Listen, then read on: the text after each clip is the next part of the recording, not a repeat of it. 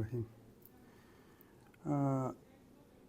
ये जो पेपर की सिक्योरिटी है, ये किसी भी बोर्ड और किसी भी इम्तिहान में सबसे अहम चीज़ होती है। बतौर चेयरमैन मर्दान बोर्ड, अगर 9 बजे से पहले ये पेपर सामने आता है तो मेरा कंट्रोलर और मर्दान बोर्ड इसका ज़िम्मेदार है।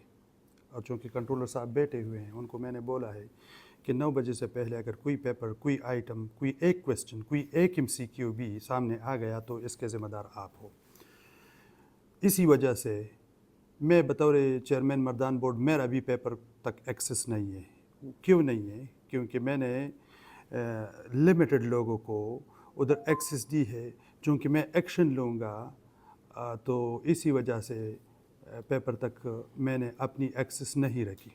कंट्रोलर साहब की एक्सेस है और कंट्रोलर साहब 9 बजे तक पेपर का ज़िम्मेदार है। 9 बजे पर ये पेपर हम पब्लिक करते हैं। 97,448 लोगों बच्चों के हाथ में हम क्वेश्चन पेपर देते हैं और इस पे तकरीबन 3,000 तकरीबन अमला तैनात है। तो ये इस अमले की ज़िम्मेदारी है कि पेपर की सिक्योरिटी को इंश्योर कर दे और पेपर को मीडिया पे ना आने दे। जब मैं इधर सुपरवाइजरी स्टाफ की वर्कशॉप कर रहा था तो वर्कशॉप इतना सिंपल नहीं था। वो हमने एक मिनिएचर टाइप ट्रेनिंग रखी थी एक दिन की।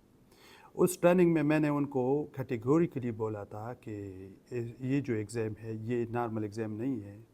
इस पे मैंने सिक्योरिटी फीचर्स रखे हुए हैं पेपर में। जो भी पेपर सामने आएगा किसी भी वक्त, पेपर ख़त्म होने से पहले, पेपर 9 बजे शुरू होता है और 12 बजे ख़त्म होता है, तो 10 बजे के करीब कुछ पेपर्स के फ़ोटोज़ आते हैं। तो मैंने उनको बोला था कि मैं आपके पीछे आऊँगा। पता नहीं लोगों को यकीन नहीं आएगा क्या बात थी।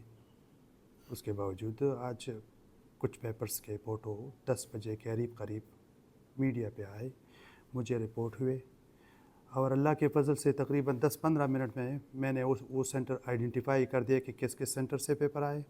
फिर मैंने उन सुपरिटेंडेंट्स को कॉल्स की अपने कंट्रोलर के थ्रू और मैंने उनको बोला कि आपके सेंटर के पेपर्स आए हैं तो आप दोबारा इन्वेस्टिगेट कर दें ताकि ये जो भी इसमें मुलविस है ताकि हम उन तक पहुंच जाए। तो ये जो स्टफ मेरे सामने पड़ा है, एक पेपर 38 नंबर सेंटर से आया था। 38 नंबर सेंटर से जो पेपर आया था वो पेपर, इसकी फ़ोटो आई थी। ये उस बच्ची का कन्फेशन आर्डर है और ये उसके सुपरिटेंडेंट की स्टेटमेंट है और ये सारे सुपरिटेंडेंट और इन्विजिलेटर ने ये सब कुछ लिखा है। हम उस कैंडिडेट तक पहुंच गए जिसने फ़ोटो लिया था। अब मैं आपको सेंटर नंबर 278 के बारे में बताता हूं।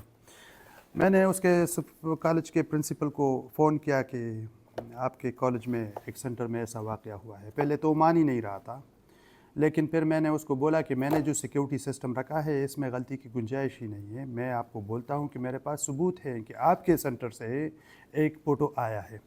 तो फिर उसने दोबारा इन्वेस्टिगेट किया। दोबारा इन्वेस्टिगेशन के बाद अभी जो सुपरिटेंडेंट साहब और एक इन्विजिलेटर साहब एक बच्चे के साथ आए थे। चूँकि बच्चे और सुपरिटेंडेंट और जो असातिज़ा है मेरे लिए मोहतरम हैं, उनकी फ़ोटोज़ को तो मैं मीडिया पे नहीं ला रहा, लेकिन मैं आपको ये सब कुछ दिखा रहा हूँ। एक इधर एक मैख लगा हुआ है कील, आप अगर इसे निकाल देंगे तो इससे ये किस्म की चीज़ें निकल आती हैं। आप इस वारदात को देखें कि अब लोगों ने क्या है। इससे साफ पता चलता है कि वो प्री प्लान जहन के साथ आए थे कि हम ये वारदात करेंगे। तो ये 278 नंबर सेंटर की वो है।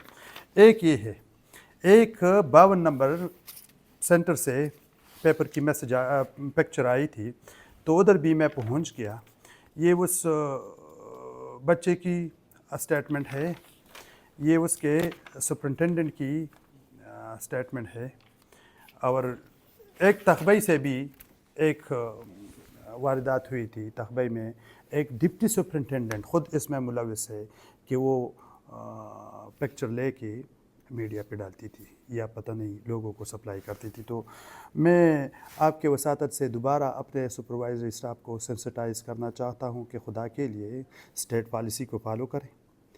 ابھی مردان بورڈ ویجیلنٹ ہے، مردان بورڈ ایکٹیو ہے. اگر کوئی بھی ایگزامینیشن میں ایسی کوئی واردات کرے گا جس کے چیٹنگ پروموٹ ہوتی ہو، جس سے اسٹیٹ پالیسی کو نقصان پہنچتا ہو، جس سے جو ہم ایفرٹس کر رہے ہیں اس کے راہ میں کوئی رکاوٹ ڈالنے کی کوشش کر رہا ہو، تو انشاءاللہ میں پہنچوں گا. میں اس بندے یا بندی کو جو بھی کوئی ہوگا اس کو قانون کے دائرہ کار میں لاؤں گا، ان کے خلاف ایکشن کروں گا.